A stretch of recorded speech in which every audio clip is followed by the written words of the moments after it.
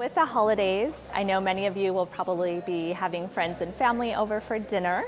And if you're looking to have a little bit more formality with this season, I'm going to show you how to properly set a dinner table. I typically like to start by first placing my napkin. The napkin will always go right in the center where your guest is sitting, so you can line it up with your chair. And then the next step, I always like to start with silverware first. And so your knives and your soup spoons will always go to the right of the napkin. And then your forks will always go to the left. And I always like to start with the last course, so the main course. And that allows me to make sure that I'm leaving enough space for the first course plate. And then, you just work consecutively out based on how many courses. For dessert, you're always going to place your dessert forks and spoons above the napkin, so at 12 o'clock. And you always want your fork that you're using for dessert, you want the handle to be facing the direction of where the forks are.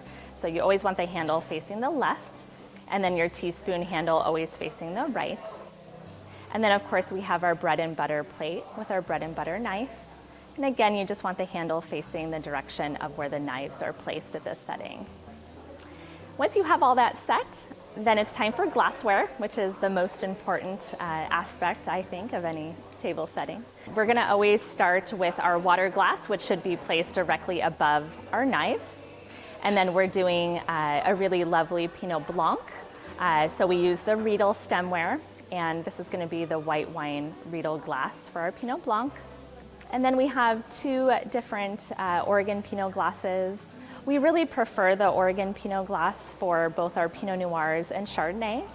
And then we're going to finish with a fun dessert wine, so we do have the Riedel flute to finish, which would go right above the forks. So I hope this helps. Of course, you can always bend the rules, but if you are looking for a little bit more formality, these are just a couple tips and tricks for you. Enjoy.